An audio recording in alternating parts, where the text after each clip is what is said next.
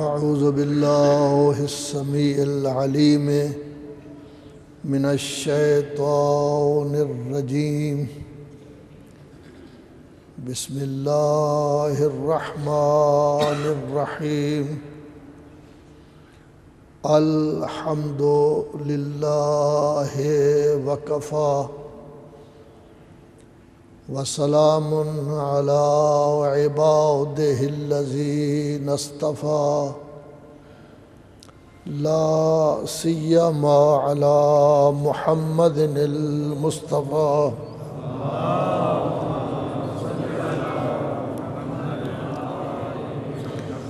وآلہ المجتبی اما بعد فقد قال اللہ تبارک و تعالی اقرأ بسم ربک الذی خلق خلق الانسان من علق۔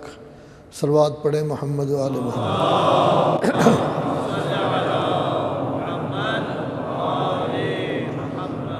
پہلا حکم آ رہا ہے اقرأ، تاکہ پوری مسلم قوم علم کی طرف اس طرح متوجہ ہو جائے کہ معاشرہ میں کوئی بھی ایسا نہ ہو جو جاہل ہو، بلکہ سب پڑھے لکھے ہوں۔ صلوات پڑھے محمد و آل محمد۔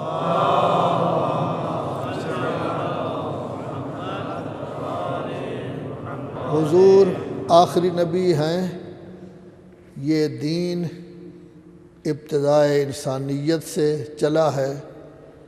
یہی دین پہلی دفعہ شریعت حضرت نوح کے زمانے میں آئی ہے، جن کو دوسرا باپ کہا جاتا ہے، کیونکہ اس وقت زیادہ تر مخلوق، زیادہ تر انسان ختم ہو گئے تھے، ان کی اولاد پھر آگے چلی ہے۔ شرع لکم من الدین ما وصی بہ نوحا والذی اوحینا الیک۔ اللہ تبارک و تعالی آپ کے لیے شریعت دین کی صورت میں پیش کر رہا ہے۔ یہ وہی دین ہے جس کی وصیت نوح کو کی، اور آپ کی طرف بھی ہم نے وحی کی ہے۔ تو شروع کام حضرت نوح کے زمانہ سے ہوا، اور حضور کے لیے حکم ہو رہا ہے قل ان ربی ہدانی الی صراط مستقیم دینا قیما ملت ابراہیم حنیفا۔ میرے رب نے مجھے راہبری کی ہے سیدھے راستے کی طرف، صراط مستقیم کی طرف۔ وہ صراط مستقیم ہے کیا؟ سیدھا راستہ ہے کیا؟ آپ بھی تو نماز میں پڑھتے ہیں نا، اہدنا الصراط المستقیم، خدایا سیدھے راستے پر ہمیں ثابت قدم رکھ۔ وہ سیدھا راستہ کیا ہے؟ دینا قیما ملت ابراہیم حنیفا۔ وہ ایک دین ہے مستحکم تحریروں والا، مضبوط۔ وہ ہے کیا؟ ملت ابراہیم حنیفا، ابراہیم حنیف کی ملت۔ تو گویا نوح کے زمانے میں بھی یہی دین تھا، اور حضور صلی اللہ علیہ وآلہ وسلم کو بھی اسی دین صراط مستقیم پر چلنے کا حکم دیا جا رہا ہے۔ دین ہے کیا؟ یقیم الصلاۃ ویؤت الزکوٰۃ وذالک دین القیمہ۔ دو کام کریں، یہی مضبوط، مستحکم، پختہ تحریروں والا دین ہے۔ وہ دو کام کون؟ ایک ہے یقیم الصلاۃ، نماز قائم کریں، خالی 2-4 سیکنڈوں میں پڑھیں نہیں، بلکہ اس کے تمام مقتضیات کو سامنے رکھ کر پوری توجہ، پورے انہماک کے ساتھ اللہ کی ذات کو توجہ کا مرکز بنا کر نماز قائم کریں۔ دوسرا وَيُؤْتُ الزَّكَاةَ، جو مالیات شریعت نے ضروری قرار دیے ہیں، زکوٰۃ و خمس، وہ ادا کریں۔ ذالک دین القیمہ، یہی مضبوط دین ہے۔ اسی دین کا تذکرہ مولا کائنات امیر المومنین علی ابن ابی طالب علیہ الصلوۃ والسلام اپنے لفظوں میں کرتے ہیں کیا؟ اطاعت الخالق۔ جب ہم نماز پڑھتے ہیں یہ ہے حقوق اللہ میں سے، حق اللہ پورا کرتے ہیں۔ والشفقہ علی المخلوق، مخلوق کے ساتھ مہربانی سے پیش آنا، ان کی ضروریات پوری کرنا، ان کی احتیاجات پوری کرنا، ان کی مشکلات کو حل کرنا، یہ ہے حقوق العباد۔ تو انسان مسلم وہی ہوگا جو حقوق اللہ کی ادائیگی بھی کرے اور حقوق العباد کی بھی۔ خالی حقوق اللہ کی ادائیگی اسے کام نہیں دے گی جب تک حقوق عباد ادا نہ کیے جائیں۔ ہو سکتا ہے اللہ رحمان ہے، رحیم ہے، اپنے حقوق ہمیں بخش دے، انسانوں کے حقوق اللہ تعالیٰ معاف نہیں کرتا، وہ معاف کرنا انسان کا کام ہے۔ بہت سختی کی حالت میں ہوگا وہ شخص کہ قیامت کے دن فقراء و غرباء جس کا گریبان پکڑنے والے ہوں گے کہ اس بندہ خدا نے ہمارا حق ادا نہیں کیا تھا۔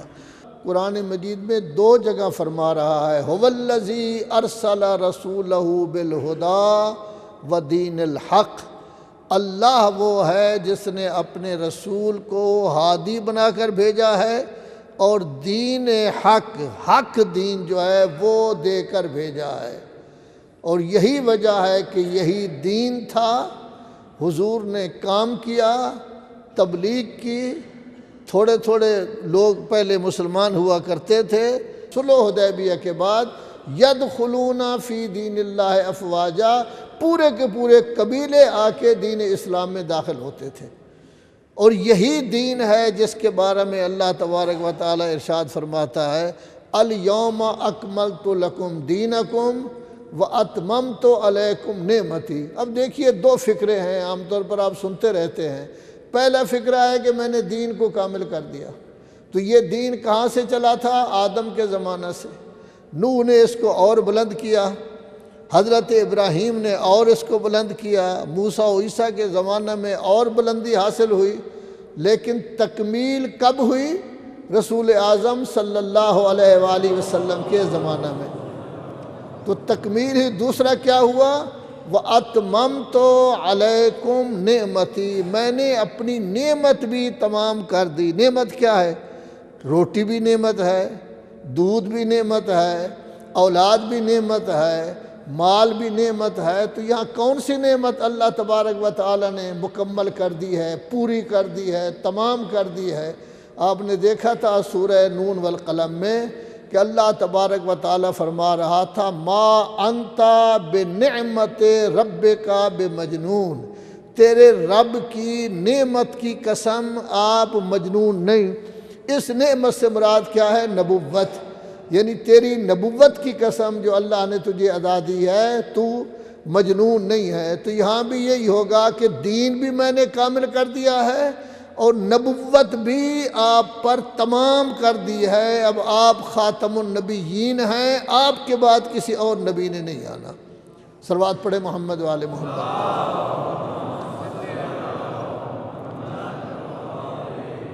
کس وقت اسلام کی پوری کائنات پر حکمرانی ہوگی؟ کون سا ایسا وقت آئے گا کہ اسلام باقاعدہ حکمران ہوگا؟ اس کے لیے سورہ نور میں ارشاد ہے اللہ تبارک و تعالی قدرت دے گا اس شخص کو، آپ لوگوں کو قدرت دے گا اپنے پسندیدہ دین کی، اور اس وقت آپ کا خوف، ہر وقت قتل و غارت کا خوف، دہشت گردی کا خوف، جان جانے کا خوف، زخمی ہونے کا خوف، یہ سب چیزیں ختم ہو جائیں گی اور ہر طرف امن ہی امان ہوگا۔ یہ کس وقت ہوگا؟ جس وقت امام زمانہ عجل اللہ تعالیٰ فرجہ الشریف تشریف لائیں گے۔ تو دین چلا حضرت آدم کے زمانہ سے، دین کو کمالیت کی سند ملی رسول اعظم صلی اللہ علیہ وآلہ وسلم کے زمانہ میں، اور کمالیت کس وقت ملی تھی؟ کون سا اعلان کیا تھا جس کی وجہ سے کمالیت کی سند ملی؟ وہ اعلان تھا مولا کائنات کی ولایت کا، اس ولایت کے نظریے سے دین کو کمالیت کی سند ملی۔ اب رسول اعظم صلی اللہ علیہ وآلہ وسلم اس دنیا سے تشریف لے گئے، لوگ حضور کی طرف متوجہ تھے، حضور جو حکم کرتے بعض احکام پر عمل نہیں کیا گیا لیکن عمومی طور پر وہ لوگ اس پر عمل کیا کرتے تھے۔ تو اس وقت تھے حضرت امام حسین علیہ السلام۔ ظاہر ہے کہ امام کی تربیت رسول اعظم کی گود میں ہوئی تھی، اور پھر امام سمجھتے ہیں کہ یہ دین چلا ہے آدم سے، آدم کے وارث بھی حسین ہیں، نوح کے وارث بھی حسین ہیں، ابراہیم کے وارث بھی حسین ہیں، حضرت موسیٰ کے وارث بھی امام حسین ہیں، حضرت عیسیٰ کے وارث بھی حضرت امام حسین ہیں، رسول اعظم نے 23 سال تبلیغ کی، ان کے وارث بھی امام حسین ہیں، مولا کائنات کے وارث بھی امام حسین ہیں، اپنی ماں زہرا کے وارث بھی ہیں، اور اپنی نانی اماں جناب خدیجہ الکبریٰ کے وارث بھی ہیں۔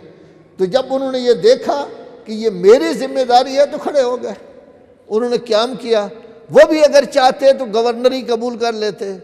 امام نے کہا کچھ بھی ہو جائے، جو دین آدم سے چلا تھا اس دین کا اس وقت میں وارث ہوں، میرا کام ہے اس دین کو بچانا۔ گویا نتیجہ کیا نکلا کہ جو بکاؤ مال تھے وہ سارے کے سارے ایک طرف ہو گئے، جو اصل دین کا وارث تھا وہ سامنے آ کر کھڑا ہو گیا اور کہنے لگا میری جان چلی جائے لیکن دین پر آنچ نہیں آنے دوں گا۔ اور امام نے ایسا کارنامہ سر انجام دیا کہ اس وقت سے لے کر قیامت تک کسی کی کیا مجال کہ وہ یہ کہہ سکے کہ میں فلاں چیز میں دین کے حکم میں ترمیم کر رہا ہوں۔ جو عمل کرے گا مسلمان کہلائے گا، جو عمل نہیں کرے گا وہ نہ مسلم ہو جائے گا۔ صلوات پڑھیں محمد وآل محمد۔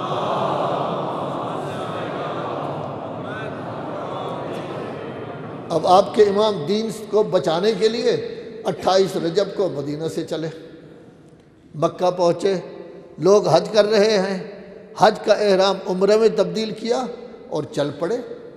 اب خوفناک راستہ ہے، اس راستے میں یہ سفر کر رہے ہیں۔ ایک جگہ کیا دیکھتے ہیں کہ امام کے چہرے پر پریشانی کے آثار ظاہر ہوئے۔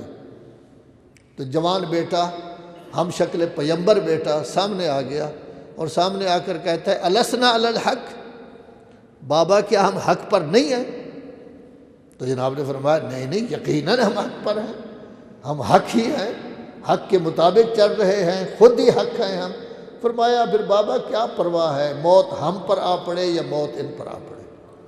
دیکھیے نا، یہی کلمہ مولا کائنات نے فرمایا تھا، لیکن وہ تو امام تھے، وہ تو معصوم تھے، لیکن یہی اسی طرح کا کلمہ اکبر کہہ رہے ہیں کہ مولا بابا پھر کوئی پرواہ نہیں ہے کہ موت ہم پر آ پڑے یا ہم موت پر آ پڑے۔ اب 7ویں سے پانی جو ہے وہ بند ہو گیا ہے۔ اب پانی بند ہو گیا، بچوں کے پینے کے لیے نہیں، بچے بیچارے پریشان ہو رہے ہیں، ماؤں کا دودھ خشک ہو گیا ہے، وہ اپنے بچوں کو دودھ نہیں پلا سکتی، پانی ہے نہیں، پریشانی بڑھ رہی ہے۔ اس کے ساتھ ساتھ ان غلط کاروں کی شرارتیں بھی بڑھ گئیں۔ اب ایک شخص آتا ہے اور آ کے پوچھتا ہے حسین کہاں ہے، حسین کہاں ہے، حسین کہاں ہے؟ کسی نے بتایا یہ تشریف فرما ہے، بتائیں آپ نے کیا کہنا ہے؟ ابشر بالنار، امام کو کہہ رہا ہے کہ خوشخبری ہو آگ کی، جہنم کی خوشخبری ہو۔ یہ تانے اس کو کہتے ہیں شماتت اعداء، یہ انسان کے لیے بڑے سخت ہوتے ہیں، لیکن کیا کہنا عظمت حسین کا۔ امام نے حکم نہیں دیا کہ ڈنڈا لے کر پڑھو، ایک کلمہ کہا اللہم حزہ بالنار، یہ کلمہ کہنا تھا کہ اس کے بعد اس نے اپنے گھوڑے کو ایڑ لگائی، گھوڑے نے جس وقت جست بھری اوپر، یہ نیچے گرا اور اس کا پاؤں جو ہے وہ اس کے رکاب میں اٹک گیا۔ اب گھوڑا پھر رہا ہے، کبھی کسی طرف کبھی کسی طرف، یہ ساتھ ساتھ ہے، حتیٰ کہ ایک جگہ آگ تھی، وہاں گھوڑا اس کے قریب گیا اور یہ آگ میں گر گیا، اسی جگہ فی النار ہو گیا۔ تو امام نے سب کو بتا دیا کہ امام کی عظمت کیا ہے، امام کی منزلت کیا ہے، امام کا درجہ کیا ہے۔ امام کو تلوار اٹھانے کی ضرورت نہیں، انگلی کا اشارہ کریں یہ 30,000 فوراً فی النار ہو جائے، لیکن نہیں، یہ تو امام ہے۔ جب ظافر جن آیا تھا کہ مدد کے لیے تیار، فرمایا نہیں میں جنوں کو نہیں لڑانا چاہتا ان کے ساتھ، یہ تو امتحان تھا، اس امتحان میں امام پورا اترے۔ اسی کا نتیجہ یہ ہے کہ آج پوری دنیا میں کوئی ایک ایسا مقام نہیں ہوگا کہ جہاں امام کا غم نہ منایا جا رہا ہو۔ آپ اگر غم منا رہے ہیں، ایک ایک منٹ کا حساب کر لیں، آپ کا وقت اور ہے، دوسری جگہ کا وقت اور ہے، تیسری جگہ کا وقت اور ہے، امریکہ میں چلے جائیں اس کا وقت اور ہے، 12 گھنٹے کا فرق ہے۔ کوئی منٹ ایسا نہیں ہوگا کہ جہاں امام کا غم نہ منایا جا رہا ہو۔ اور غم صرف آپ ہی نہیں مناتے، غیر مسلم بھی باقاعدہ شرکت کرتے ہیں، وہ بھی آ کے غم مناتے ہیں۔ جب ہندوستان و پاکستان اکٹھے ہوتے تھے، ہندو بھی آ کے غم مناتے تھے، سکھ بھی آ کے غم مناتے تھے۔ اب بھی حسینی بہمن ہیں جو موجود ہیں اس وقت بھی ہندوستان میں، یہ عورتیں بیچاری اپنے بچوں کو لے کر بیٹھی ہوئی ہوتی ہیں روز عاشور، لوگوں سے پوچھتی ہیں کہ اب فاقہ شکنی کا وقت ہو گیا ہے، اب فاقہ شکنی کا وقت ہو گیا ہے۔ جب بتایا جائے کہ فاقہ شکنی کا وقت ہو گیا تب وہ اپنے بچوں کو دودھ پلاتی ہے۔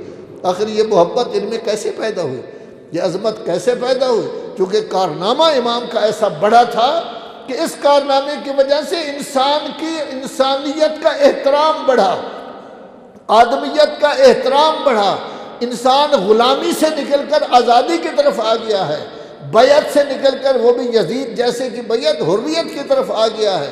لذا جو شخص بھی آزادی کا متوالا ہے وہ یقیناً امام کے سامنے جھکتا ہے، خواہ وہ گاندھی ہو وہ بھی جھک رہا ہے، نہرو ہو وہ بھی جھک رہا ہے، سکھ ہو تب وہ جھک رہے ہیں، غیر مسلم ہو تب جھک رہے ہیں۔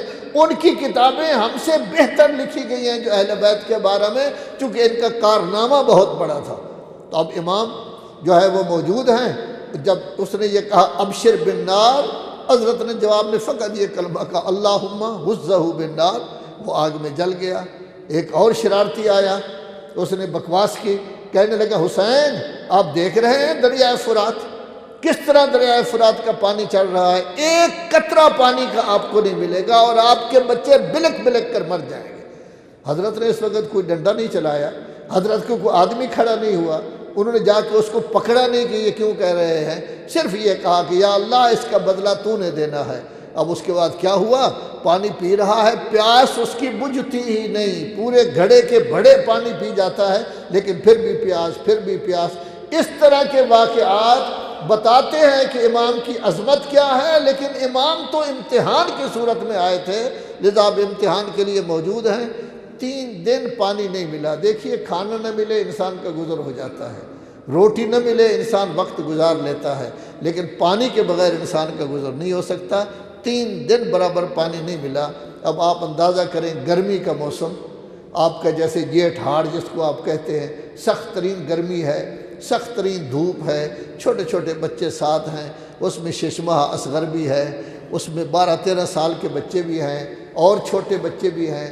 کس طرح ان کی حالت وقت گزرتا ہوگا؟ امام ایک ہی تھے نا، 14 امام تو نہیں تھے یہاں، بلکہ ایک امام تھے، وہ ایک امام زین العابدین اور امام محمد باقر، یہ تینوں معصوم تھے، لیکن باقی لوگوں نے وقت کس طرح گزارا؟ حتیٰ کہ وقت آتے آتے کون سا وقت آ گیا ہے؟ آج کا وقت جس کو کہتے ہیں شب عاشور۔ شب عاشور انتہائی سخت رات تھی اہل بیت کے لیے، انتہائی سخت رات تھی اہل بیت کے لیے، اور آپ کے چھٹے امام کہتے ہیں کہ یہ رات وہ رات تھی کہ جس رات میں ہر شخص یہ جانتا تھا کہ کل کوئی مرد موجود نہیں ہوگا، کل کوئی جوان موجود نہیں ہوگا۔ دیکھیے نا، اگر مرد مارا جائے، اولاد موجود ہو، بیٹے موجود ہو تو عورت کو سہارا مل جاتا ہے، کہتے ہیں چلو مرد چلا گیا وارث تو موجود ہے، یہ بڑا ہو جائے گا، یہ بڑا ہو جائے گا تو یہی وارث ہوگا۔ لیکن یہاں تو حالت یہ ہے، حسین بھی چلے گئے، حسین کے بچے بھی چلے گئے، کوئی بھی نہیں بچا، کوئی بھی نہیں بچا، کسی قسم کا سہارا نہیں بچا۔ اور یہ شب عاشور ہے۔ آپ کے امام نے اس کو 3 حصوں میں تقسیم کیا ہے، 3 حصوں میں تقسیم کیا ہے۔ اور پھر میں سمجھتا ہوں امام تو امام ہیں، ان کا تو امتحان ہے، ان کی بڑی عظمت، وہ زبان رسول چوس کر ان کی پرورش ہوئی ہے، لیکن اصل تو وہ صحابہ کرام ہیں بیچارے، وہ بھی تو 3 دن کے پیاسے ہیں۔ حبیب ابن مظاہر کو تو بھی 3 دن میں کچھ نہیں ملا، مسلم ابن اوسجہ کو بھی کچھ نہیں ملا، جون کو بھی کچھ نہیں ملا، جتنے بھی تھے یہ سب کے سب پیاسے تھے۔ تو امام نے پہلا کام یہ کیا ایک مجلس کا انعقاد کیا جس میں یہ سب موجود ہیں، اور امام نے اس میں یہی کہا ہے کہ لوگوں یہ فقط مجھے قتل کرنا چاہتے ہیں اور کسی کے ساتھ اس کی لڑائی نہیں، فقط فرزند رسول کو انہوں نے قتل کرنا ہے، کسی کے ساتھ ان کی لڑائی نہیں، بلکہ یہ فرمایا ہے میں چراغ گل کر دیتا ہوں، آپ میں سے جس نے جانا ہے میری طرف سے اجازت ہے چلے جائیں۔ لیکن یہ فرما دیا اتنے دور نکل جائیں کہ جب میں حل من ناصر کا نعرہ بلند کروں میری آواز آپ لوگوں کے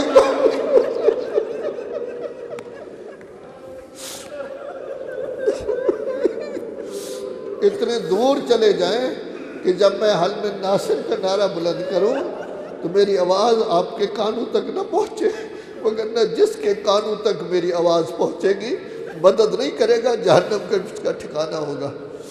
لیکن کیا کہنا مسلم ابن اوسجہ کا، سب سے پہلے کھڑے ہوئے، کہنے لگے مولا آپ یہ کیا فرما رہے ہیں؟ اگر ہمیں 70 دفعہ قتل کیا جائے، ہمیں جلا دیا جائے، ہماری راکھ کو بکھیر دیا جائے، تب بھی ہم آپ کو چھوڑنے کے لیے تیار نہیں ہوں گے، پھر زندہ کیا جائے تب بھی آپ کو چھوڑنے کے لیے تیار نہیں ہوں گے۔ چنانچہ جب انہوں نے انکار کیا تو حضرت نے فرمایا میں تو یہ چاہتا تھا میرے خاندان کے افراد کو بھی ساتھ لے جاؤ، ایک دو کو ساتھ لے جاؤ، کیونکہ ان کی لڑائی میرے ساتھ ہے، کسی اور کے ساتھ نہیں، یہ میرا خون چاہتے ہیں، کسی اور کا خون نہیں چاہتے۔ لیکن کیا کہنا عظمت صحابہ کا، یہ صحابہ تھے حسین کے، ایک شخص بھی امام کو چھوڑ کر نہیں گیا۔ حضرت نے خود ایک جوان کو بلایا ہے جس کی عمر 21 سال کے لگ بھگ ہے، علی اس کا نام ہے، کہا ہے کہ علی تیری شادی 3 دن پہلے ہوئی ہے، میں تجھے اجازت دیتا ہوں تو چل، میں تجھے اجازت دیتا ہوں تو بے شک چلے جا، بیگم کو بھی لے جا اور آپ بھی چلے جا۔ اس نے کہا مولا سوال ہی پیدا نہیں ہوتا کہ میں آپ کو چھوڑ کر جاؤں، میں آپ کے رکاب میں رہوں گا، قاسم کے رکاب میں رہوں گا، اکبر کے ساتھ رہوں گا، میں اپنی جان قربان کروں گا۔ اس وقت امام نے ارشاد فرمایا چلو جاؤ، اسد قبیلے کا خاندان جو ہے نزدیک بیٹھا ہے، کوئی دور نہیں، تیری بیگم بھی اسدی ہے، جاؤ جا کے ان کو اسد قبیلے کے پاس چھوڑ آؤ، پتہ نہیں بعد میں بیویوں کے ساتھ کیا گزرے۔ لیکن عزاداروں جس وقت یہ گیا ہے، اس نے اپنی بیگم کو بلایا ہے، تو وہ کہنے لگی سبحان اللہ یہ کیسی باتیں آپ کر رہے ہیں، آپ امام کی رکاب میں رہیں، میں زینب کے ساتھ رہوں گی، میں ام کلثوم کے ساتھ رہوں گی، میں ان کی خدمت میں رہوں گی۔ اس نے کہا جنگ کے بعد پتہ نہیں کیا ہو جائے، تو کہنے لگی کسی کی کیا مجال کہ رسول کی نواسی کی طرف نظر اٹھا کر دیکھ سکے۔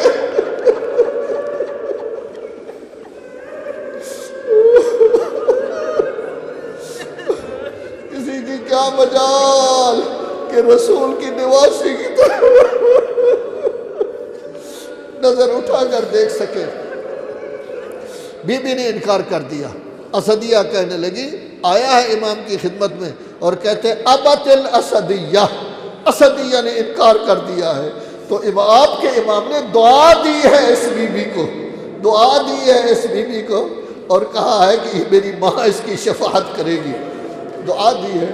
اس واسطے کے لوگ تو اجرکم علی اللہ، اجرکم علی اللہ۔ یہ پہلا مرحلہ تھا۔ اب دوسرا مرحلہ تیاری ہو رہی ہے، تمام بیویاں اپنی اپنی قربانی کی تیاری کر رہی ہیں، اور تیسرا مرحلہ ہوگا جس میں اللہ کی عبادت ہوگی، تیسرا حصہ رات کا اللہ کی عبادت کریں گے۔ یہ تیاری کر رہے تھے کہ حضرت عباس چلے۔ اب تعیین نہیں ہے کہ کس کس کو ساتھ لیا ہے، ظاہر ہے اکبر کو ساتھ لیا ہوگا یا کسی کو لیا ہوگا ساتھ چلے۔ ہر کمرے میں، ہر خیمہ میں یہ پہنچے ہیں۔ سب سے پہلے گئے کس کے خیمہ میں؟ اس کے خیمہ میں جہاں قاسم کو تیار کیا جا رہا تھا۔ دروازے پر پہنچے، آواز کیا سنتے ہیں کہ قاسم کی ماں کہہ رہی ہے قاسم میں تو اہل بیت کے ساتھ تعلق نہیں رکھتی، میرا خاندان کے ساتھ تعلق تو نہیں ہے، تو حسن کا بیٹا ہے، میرے پیٹ سے پیدا ہوا ہے، یاد رکھ اگر تھوڑا سا نقص بھی پیدا ہو گیا تو کہیں گے ام فروہ میں نقص تھا۔ بیٹا تو حسن کا بیٹا ہے، مولا کائنات کا تو پوتا ہے، تیرے اندر بڑی عظمت پائی جاتی ہے۔ بیٹا جس وقت جنگ کے لیے جائے تو اس طرح پتہ چلے کہ آج علی کا پوتا جنگ کر رہا ہے، علی کا پوتا جنگ کر رہا ہے، اور جان قربان کرنا تاکہ مجھ پر کسی قسم کا اشکال نہ ہو۔ عباس روتے ہوئے آئے، کچھ دیر وہاں بیٹھے رہے، اس کے بعد دوسرے خیمہ میں آئے۔ دوسرے خیمہ میں کیا دیکھتے ہیں؟ ام لیلہ ہے، اکبر کو تیار کر رہی ہے۔ ام لیلہ کہہ رہی ہے بیٹا تو ہم شکل پیغمبر ہے، تو شکل و صورت میں پیغمبر جیسا ہے، آپ کے بابا پر بڑا سخت وقت آیا ہے، بیٹا کمی نہ دکھانا، کسی قسم کی کمی نہ پائی جائے۔ اکبر کی عظمت اہل بیت کے ہاں بہت زیادہ تھی، اسی لیے امام نے صبح کی اذان کے لیے اکبر کو چنا تھا، اکبر کو چنا تھا۔ اور یاد رکھیں جب اکبر اذان دے رہے تھے تمام بیویاں رو رہی تھیں، وہ سمجھ رہی تھی علی اکبر کی یہ آخری اذان ہے، پھر ہمیں کبھی موقع نہیں مل سکے گا کہ ہم اکبر کی آواز کو سن سکیں۔ پھوپھیاں بھی رو رہی تھی، بہنیں بھی رو رہی تھی، ماں بھی رو رہی تھی، دوسرے رشتہ دار بھی رو رہے تھے، اور میں سمجھتا ہوں یہ واحد اذان ہے کہ جس اذان میں ہر بندہ گریہ کر رہا تھا کہ یہ آخری اذان ہے، پھر اکبر کی اذان کبھی نہیں ہوگی۔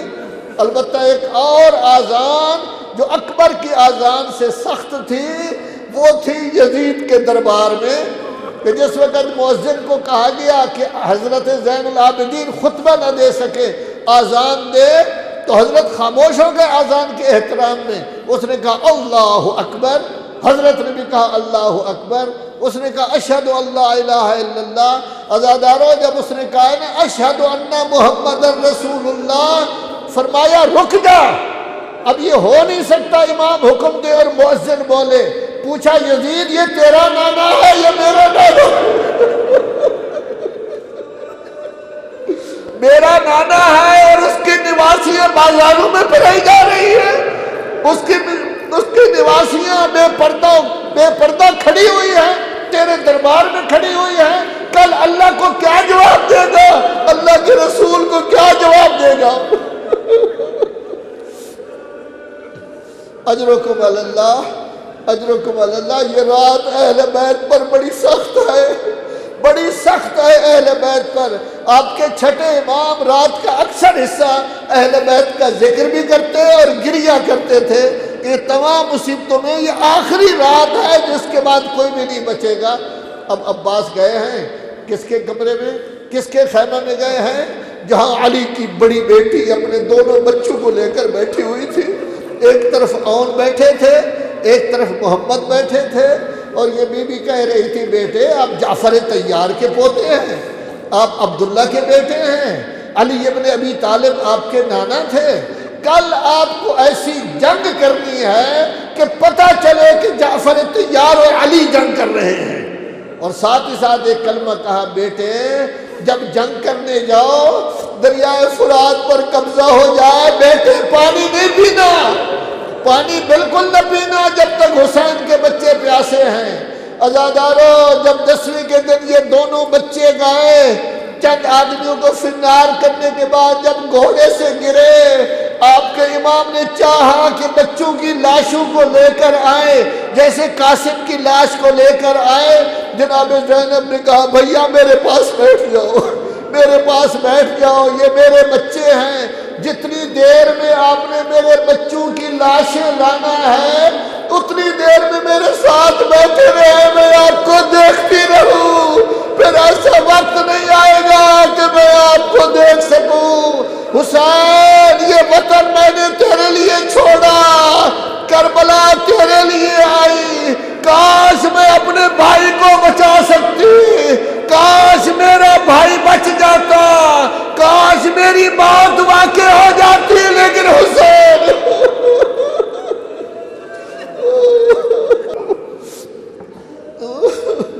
اجرکم علی اللہ، اجرکم علی اللہ، اجرکم علی اللہ۔ تمام خیموں سے اسی طرح چلتے رہے، تمام خیمے دیکھے، ایک خیمہ میں گئے، کیا دیکھتے ہیں کہ ایک بی بی ہے بیٹھی ہوئی گریہ کر رہی ہے، گریہ کر رہی ہے، اکیلی بیٹھی ہوئی ہے، کوئی بندہ ساتھ نہیں ہے۔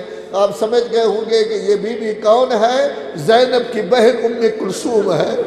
قریب آئے، دیکھا رو رہی ہے، پوچھا آپ کیوں رو رہی ہیں؟ میری شہزادی کیوں رو رہی ہے؟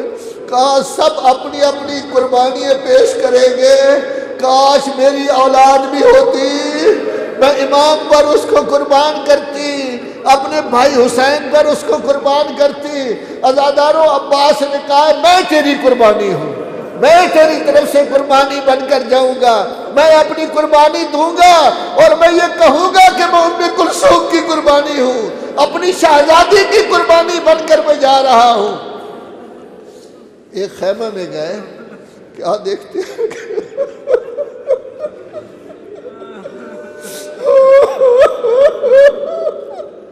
کیا دیکھتے ہیں کہ ایک بی بی بیٹھی ہوئی ہے، ششمہ بچہ سامنے لیٹا ہوا ہے، اس کو صاف کر رہی ہے اور کہہ رہی ہے میرے بچے کاش تو بڑا ہوتا، کاش تو بول سکتا، کاش تو چل سکتا، اپنی جان جا کے امام پر قربان کرتا۔ اے میرے پیارے بچے، آپ تو چل بھی نہیں سکتے، آپ تو بول بھی نہیں سکتے، پیاس سے آپ کے ہونٹ خشک ہو گئے ہیں، میں اپنی قربانی تو پیش نہ کر سکی۔ میں عرض کروں گا ام رباب، تیری قربانی سب سے بڑھ جائے گی، تیری قربانی سب سے بڑھ جائے گی، اور یہ وہ قربانی ہوگی جس قربانی کو قیامت کے دن زہرا پیش کرے گی۔ اصغر کا قمیص لیا ہوا ہوگا اور اپنے بھائی اپنے بیٹے حسین کا لیا ہوا ہوگا، بارگاہ رب العزت میں عرض کرے گی یا اللہ میرے حسین کا قصور، میرے حسین کا کوئی جرم، کوئی ایک جگہ خالی نہیں ہے جہاں تیروں تلواروں کے نشان نہ ہوں، اور اس کے بعد کہیں گے یا اللہ میرے اصغر کا کیا قصور تھا، چشمہ بچے کا کیا قصور تھا، جس کی ماں کا دودھ خشک ہو گیا تھا، یہ تو بیچارہ ویسے ہی فوت ہو جاتا، اس بیچارے کا کیا قصور تھا۔ اجرکم علی اللہ، اجرکم علی اللہ۔ اب تمام بیویاں عبادت میں مشغول ہو گئی۔ روایت میں ہے کہ امام حسین علیہ السلام فرمانے لگے میں جا رہا ہوں، میرے ساتھ کوئی نہ آئے، میں کسی کو اجازت نہیں دیتا کہ میرے ساتھ آئے۔ اب امام اکیلے جا رہے ہیں، کہاں جا رہے ہیں؟ میدان کی طرف، کسی کو علم نہیں ہے کہ کس جگہ جا رہے ہیں۔ ہلال ابن نافع کہتا ہے میرا دل نہیں مانا کہ جنگ کا زمانہ ہے، ہزاروں کی تعداد میں دشمن موجود ہیں، دشمن موجود ہیں اور میرا امام اکیلے جائے، پتہ نہیں کیا کچھ ہو جائے۔ میں عرض کروں گا آج رات ہلال تو موجود ہے، لیکن جب دن کا وقت ہوگا یہی امام تیرا بالکل اکیلا ہوگا، کوئی تیر مار رہا ہوگا، کوئی تلواریں مار رہا ہوگا، کوئی سرکنڈے آگ لگا کے پھینک رہا ہوگا، کوئی پتھر مار رہا ہوگا، اکیلا حسین۔ بہرحال وہ بھی دبے پاؤں پیچھے پیچھے امام کے چلا گیا۔ امام کہاں پہنچے؟ جہاں نچلی جگہ امام کی مقتل گاہ تھی اپنی مقتل گاہ میں پہنچے۔ ہلال ابن نافع کہتے ہیں کافی دیر تک امام اٹھے نہیں اپنی مقتل گاہ سے۔ میں بڑا حیران ہوا کہ امام کی حالت اس وقت کیا، لیکن چونکہ حکم دیا تھا میں نزدیک بھی نہیں آ سکتا تھا۔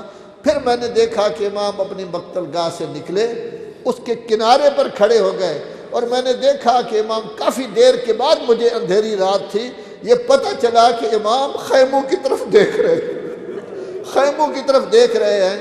مجھے محسوس ہوا کہ امام رو رہے ہیں، امام گریہ کر رہے ہیں۔ میں دبے پاؤں آیا، آ کے اپنا ہاتھ پاؤں پر رکھا۔ امام فرمانے لگے کون ہے جو میری اجازت کے بغیر آیا ہے؟ عرض کرنے لگا مولا تیرا غلام ہوں، ہلال ابن نافع ہوں، دل نہیں مانا کہ آپ اکیلے مقتل گاہ میں آئیں، مقتل گاہ میں آئیں۔ فرمایا میں نے تو منع کیا تھا، کہا معافی چاہتا ہوں، میرا دل نہیں مانا کہ آپ کو اکیلے میں آنے دوں۔ اور اس کے بعد پوچھنے لگا یا امام مجھے لگا ایسا تھا کہ آپ گریہ کر رہے ہیں اور ان کی طرف دیکھ رہے ہیں۔ اس وقت امام نے کہا ہلال میں یہ سوچ رہا ہوں جب میری شہادت ہو جائے گی اس وقت میری بہن کے پردے کا کیا بنے گا؟ میری بہنوں کا پردہ کیسے رہے گا؟ اے بیویوں، کبھی حجاب نہ چھوڑنا، کبھی حجاب نہ چھوڑنا۔ جناب زینب بہت پریشان ہوئی جب حجاب ختم ہوا، تو اس وقت کیا کہ پردے کا کیا بنے گا؟ اسی طرح روتے روتے آہستہ آہستہ چلتے امام آئے سیدھے اس خیمہ میں جو زینب کا خیمہ تھا۔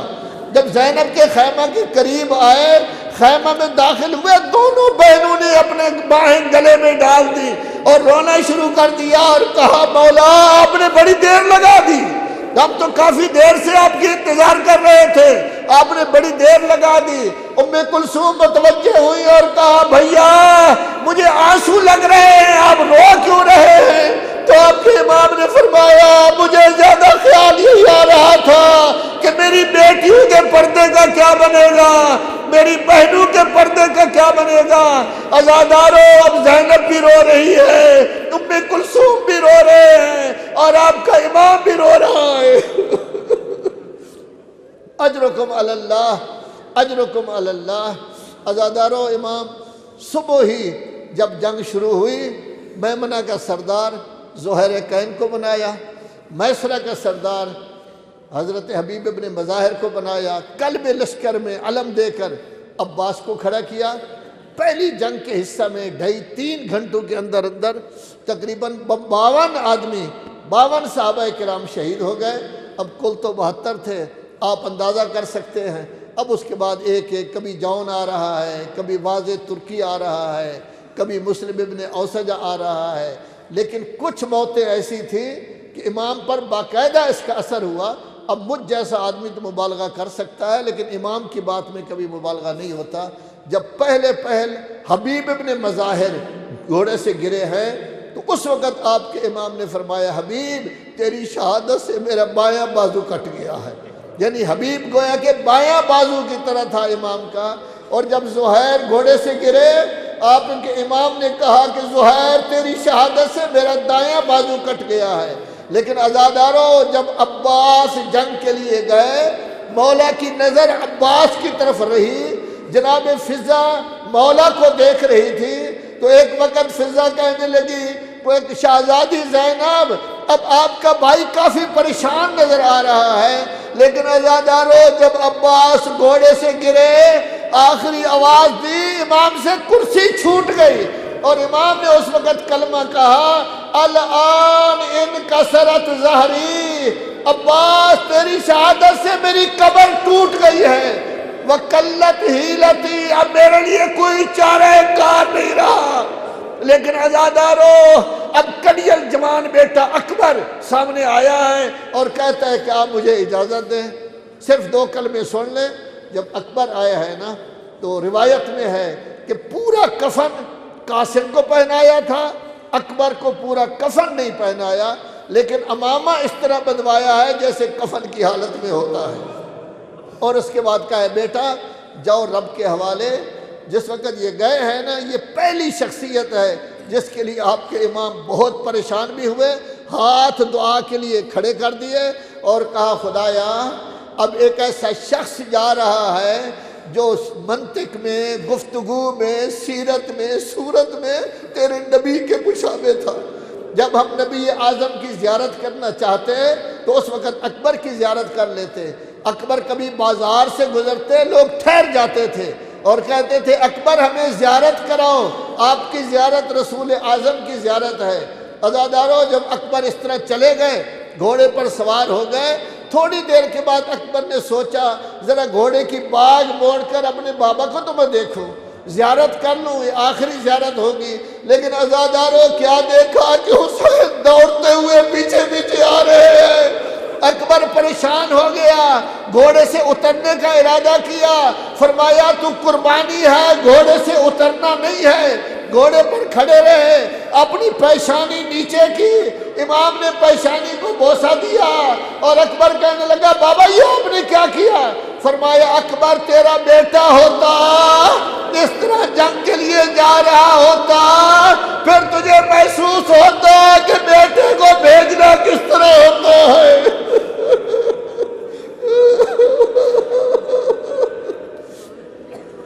چھٹے امام حضرت امام جعفر صادق علیہ السلام کہتے ہیں بڑا خوش ہوتا ہے آدمی جب جوان بیٹا سامنے آ رہا ہو، اگر سامنے آ رہا ہو سینے کی طرف نظر ہوتی ہے اور خوش ہوتا ہے، اور جب جوان بیٹا جا رہا ہو تو باپ کی نظر پشت کی طرف ہوتی ہے اور اس وقت خشک ہوتا ہے اور ساتھ دعائیں دے رہا ہوتا ہے کہ میرے بیٹے خدا آپ کو یہ جوانی آپ کی سلامت رہے۔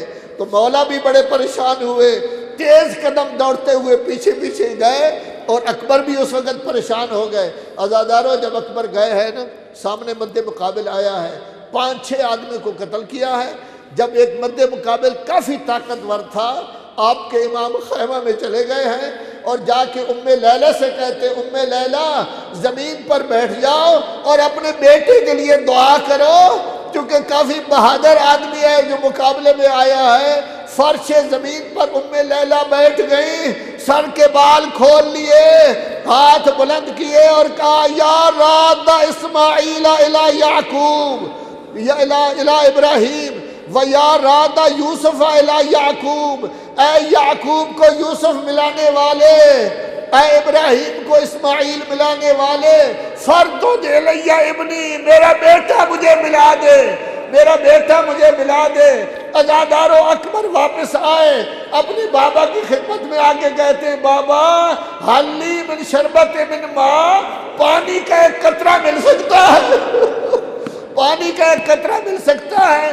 بچپنے میں اکبر نے انگور طلب کیے تھے، آپ کے امام نے ہاتھ اوپر کر کے جنت کے انگور دے دیے تھے، لیکن آج فرمایا بیٹا اپنی زبان میرے منہ میں ڈال لو، سکون محسوس ہو جائے گا۔ لیکن جب زبان حسین کے منہ میں ڈالی، پریشان ہو کر کہتے ہیں بابا آپ کی زبان تو بہت خشک ہے، مجھ سے بھی زیادہ خشک ہے۔ فرمایا جاؤ اپنی ماں کو مل لو۔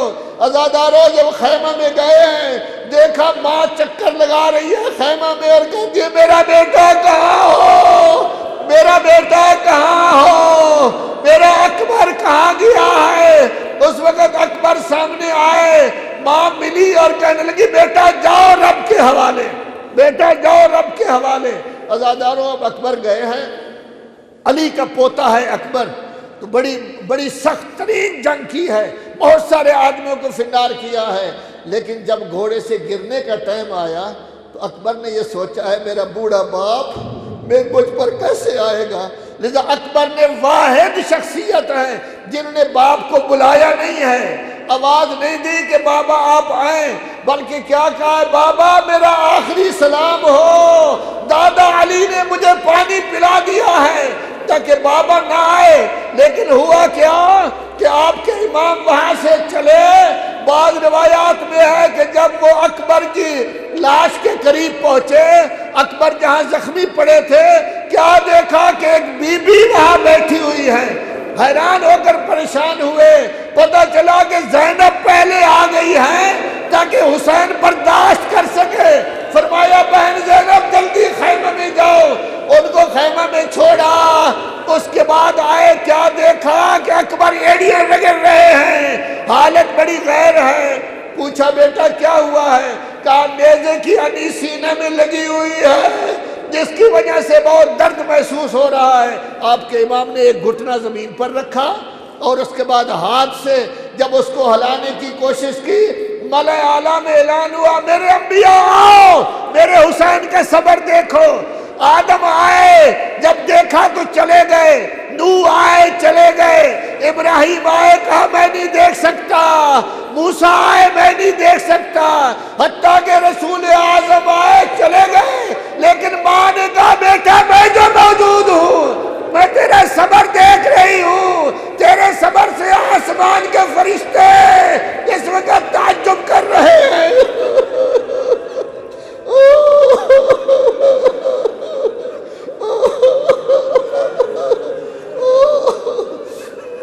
عزادارو بوڑھا باپ ہے، شریعت کہتی ہے باپ بیٹے کی قبر میں نہ جائے، بیٹے کو غسل نہ دے، لیکن اب باپ ہے اور کوئی آدمی ہے نہیں اٹھانے والا، پتہ نہیں کتنی مشکل سے اکبر کی لاش کو اٹھایا ہے، گھسیٹتے ہوئے لائے ہیں، اسی خیمہ میں جہاں قاسم کی لاش رکھی ہوئی تھی، ایک طرف قاسم کی لاش، ایک طرف اکبر کی لاش، درمیان میں دو زانو ہو کر جیسے تشہد میں آپ بیٹھتے ہیں، حسین بیٹھ گئے، ایک ہاتھ اکبر کے سینے پر رکھا، ایک ہاتھ قاسم کے سینے پر رکھا، ریش مبارک آسمان کی طرف کر کے کہا واہ غربتا، ہے میری غربت، ہے میری بیچارگی، ہے میری غربت۔ بہن تڑپ گئی، بہن تڑپ گئی کہ بھیا یہ کیا نعرے بلند کر رہے ہو۔ میں عرض کروں گا زینب اس وقت کیا ہوگا جب حسین گھوڑے سے گریں گے، آواز آئے گی الا قد قتل الحسین بکربلا، زینب آ جائے گی اور کہے گی ہائے میرا پردہ، ہائے میرا پردہ۔